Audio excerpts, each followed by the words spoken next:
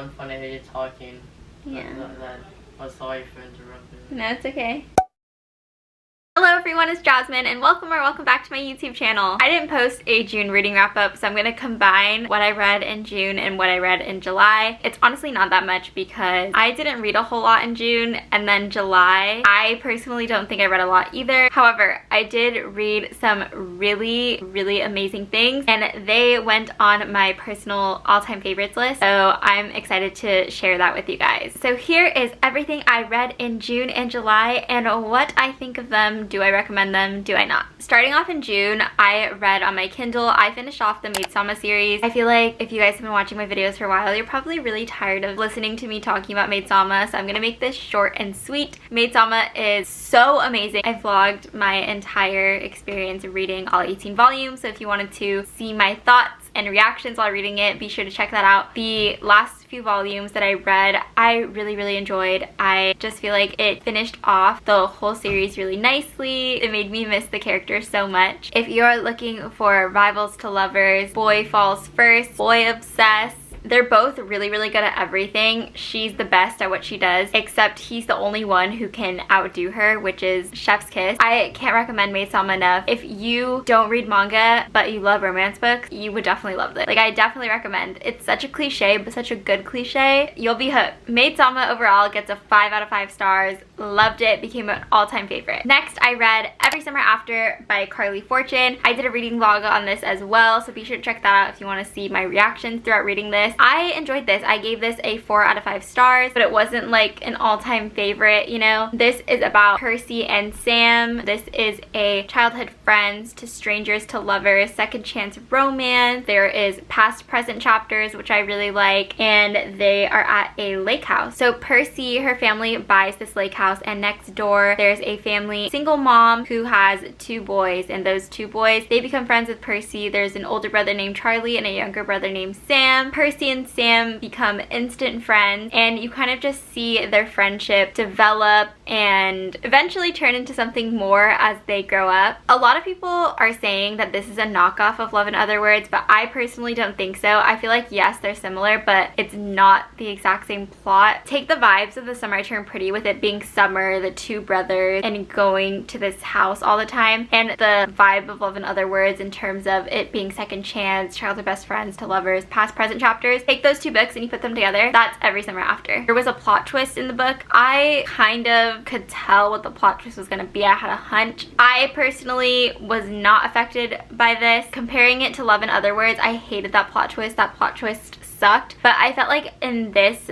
book, Every Summer After, the plot twist was different. To me, it seemed like this plot twist had meaning. This plot twist made sense to the plot. It wasn't like a huge miscommunication to where one conversation would have happened and it would have been completely fixed. I feel like the reason why they didn't speak was so justified, versus in Love in Other Words, I feel like if they had one conversation, the conflict would have easily been fixed. But overall, I feel like Percy and Sam, they're just really likable characters. Even the side characters, Charlie, the parents, I really enjoyed them. One thing that I will note is Percy and Sam go to different schools. They live at different towns. There's a boy in Percy's home life, and I really loved him. I was hurt. He definitely gave me like Cam Cameron vibes. Justice for Mason. I think it was a good summer read. And then I ended the month of June rereading It's Not Summer Without You by Jenny Han, which is the second book in the Summer I Turned Pretty trilogy. This was such a fun reread. I tabbed these for the first time. Super fun. If you're a Team Jeremiah girl, this book is definitely for you. I think what made me rereading this even more fun was that I followed along while listening to the audiobook. So it was cool just to listen to the actors who play Jeremiah and Belly read the book to me. I thought that was really fun. Just so that it continues off from the first season and the first book of The Summer I Turned Pretty. So those were all the books I read in June. Coming around to July, I was in the biggest reading slump ever. I don't think I picked up a book until maybe like the second week of July, halfway to the second week of July. I don't even remember, but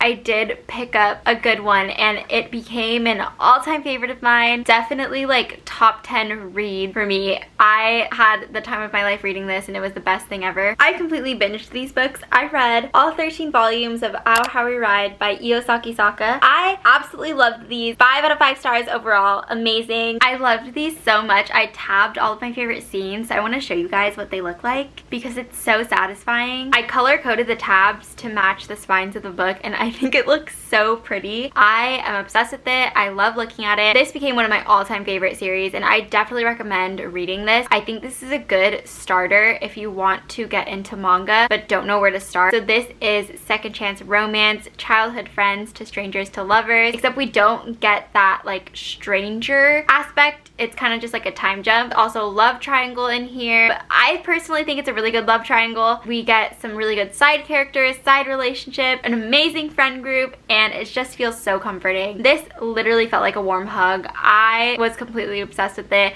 If you follow my Instagram, if you follow me on TikTok, you probably saw me rave about these for a solid minute. This was my entire life at the time and I feel like there's a hole in my heart because I finished the series and I'm so sad. So here we follow Futaba and Ko. We see them in middle school and they develop a crush on each other, but Ko moves away and Futaba changes as she grows up. It's her first year in high school. She tries to be a little bit of a tomboy, doing things that people won't think is cute in a way because she kind of got alienated because girls would be jealous that boys would think she was cute basically. So she kind of changed her entire personality and because of that she kind of created fake friends, but she did this because she didn't want to be alone anymore. Like she wanted friends. But fast forward to her first year in high school, Ko actually moves back, but he is a completely different person. Instead of being like the fun, cute, nice boy, he's very cold and short and gives off this aura as like he doesn't care, and she's very curious about it. Throughout each volume you kind of see it's like 1 step forward, 3 steps back. There's just so many things going on that just kind of prevents them from being together, and along the way they create really amazing friendships. It was just so good. I wish I could read this again for the first time. You guys don't understand. I really loved this.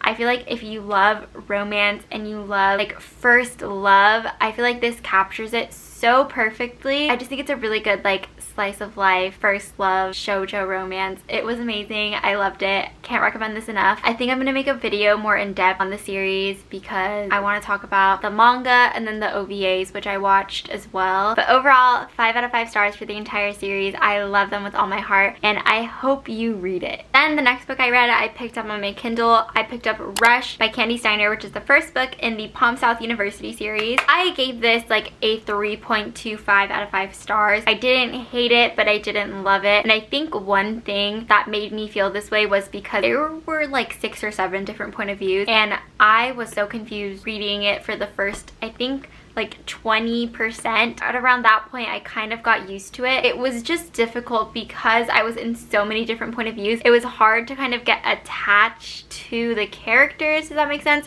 I feel like for me to enjoy a book, I have to get fully immersed into these characters' minds for me to care about how they feel, what they're doing, and what's going on in the book. And I don't know, I just feel like I didn't have time to get that attachment. I thought this book was unique in a way to where it was set up. It was set up in like episodes, so each episode had like 3-4 different point of views and then you would go on to each one and each point of view would connect. So it was interesting and unique. It just wasn't something that drew me into the story. I feel like it's really hard to explain what exactly it is about because there was so many different things going on. So I will go ahead and read the blurb for you guys. So it says, written like your favorite drama television show, the Palm South University series has been called a mix of Greek meets Gossip Girl with a dash of Friends. Follow 7 college students as they maneuver unrequited love, teacher-student romance, the tangles of no-strings relationships, love triangles, and more. Each season has 6 episodes, and just like when your favorite show hits Netflix, you can read just 1 episode at a time or binge the entire thing. With the perfect mix of angst, emotional romance, and romantic comedy, the Palm South University series is your next guilty addiction. Follow Cassie, Bear, Jess, Skylar, Aaron, Ashley, and Adam, those were all the point of views I read, as they tackle college at a small private beach town university. So